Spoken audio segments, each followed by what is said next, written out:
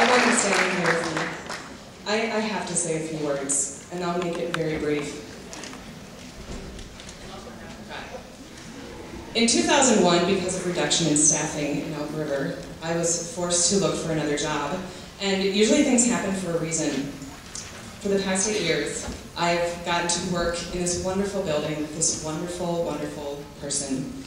And I am the teacher I am today, and I will continue to learn to be a wonderful teacher, I hope.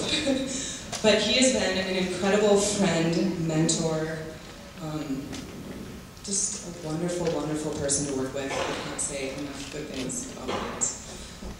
And just to say too, he cares so much about his students, and everyone sitting in here that has been a student of his knows how he has touched their lives, and you will never forget him. I'm sorry, that sounds so... I'm missing my ability to be eloquent, but I just want us all to give him a huge round of applause and appreciation for all of you.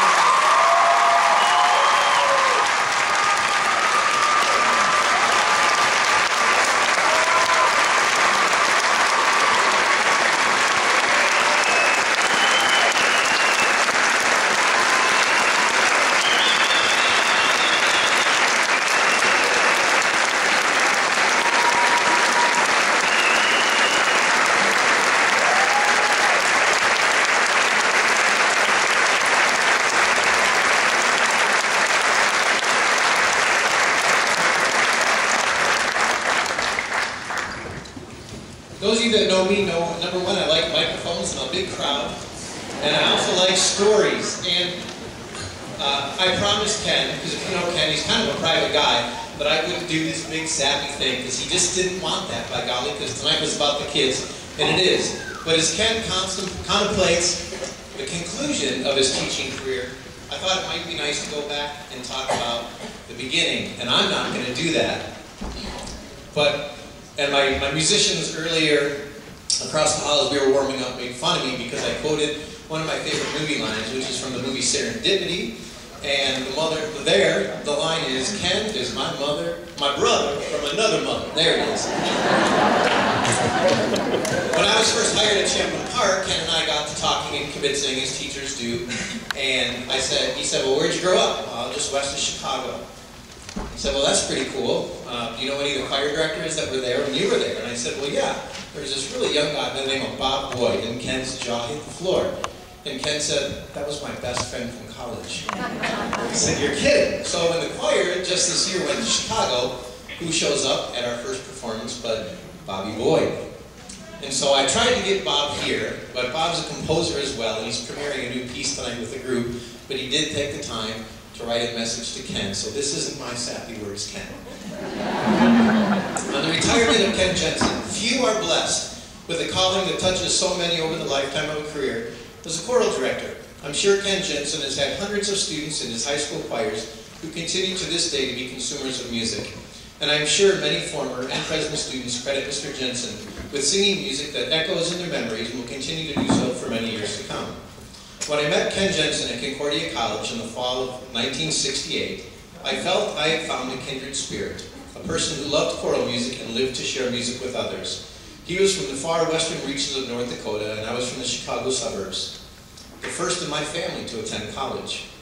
I guess our respective high school choir directors had made a strong impression on us because we thought we wanted to make choral music our livelihoods. Along with our good friend Stan Wald, who hailed from Boyd, Minnesota, one of the chances, the three of us managed somehow to get through 4 semesters of Mr. Stahl's ear training class without too much embarrassment. Many nights were spent in the practice rooms at Vidston Music Hall, mastering theory rules, music history, method classes, and prepping for our senior recitals. The three of us were in the tenor section of the choir, all 4 years of attendance. 1 year in chapel choir and 3 years of tours and tears in Paul J. Christensen's Concordia Choir. Upon graduation from Copperland, the 3 choral musketeers split to various areas of the Midwest and all became choral directors. We each thrived through the choral art, working with students, giving concerts, and most importantly, sharing our beliefs that music makes a difference in people's lives. We haven't had too many chances to get together over the years. We have somehow managed to remain in contact, thankfully. A few years ago, Stan invited me to guest conduct a festival in Duluth, and Joyce and Ken came up north for part of the weekend. We sat and talked for hours. The truest test of friendship is that the years quickly vanished, and we spent very precious time reminiscing and catching up. It was a tremendous joy I won't forget. And Ken's ultimate choir tour with his singers came to Chicago about a month ago, and I had the pleasure of experiencing Ken's work with his beloved high school singers firsthand. What a joy not only to hear and see his group, but how his students responded to Ken's conducting. They sang beautifully and were so involved in their performance. Bravo. Don't worry, it's only 12 pages. Although I cannot be at Ken's final concert, I know some of the emotions swirling around the auditorium this evening. Having retired a few years ago, I know the feeling of this piece has been one of my all-time favorites. This will be the last time I conduct this piece, the last time I have to audition a group, and the last time I have to turn in a grade report. I can also say, in a few weeks, Mr. Jensen will finally be able to choose what he would like to do in a day, rather than following a tremendously demanding class schedule and deadlines galore. Knowing Ken, he will not be able to leave music cold turkey. He must continue to share all the joys of music with others, for that is his mission in life. With the support of his family and his beloved Joyce, Ken will continue to participate in music throughout his deeply felt insights into the arts. We are all richer for experiences with Ken Jensen, no matter if it was one school year or much of a lifetime. He was a good friend to me when I needed one at Concordia all those years ago. I welcome you to a life of retiree, Ken, and I look forward to hearing how you will pursue that next chapter of your life. You have earned your retirement and will go out on that proverbial high note, my friend. All God's blessings, Bob Boyd.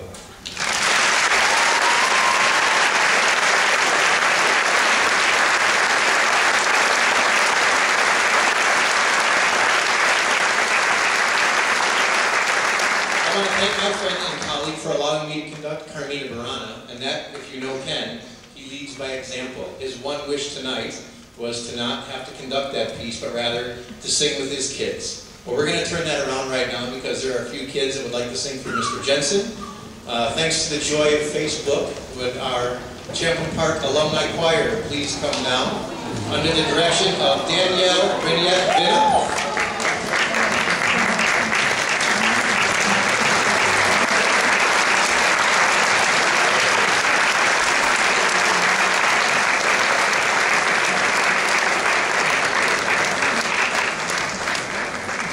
Danielle and I performed together in our church choir, and I said, boy, wouldn't it be cool if? And she said, yeah, Facebook, dude, I'll take care of it. So we hope you enjoy a group of musicians that would like to sing to Ken one last time.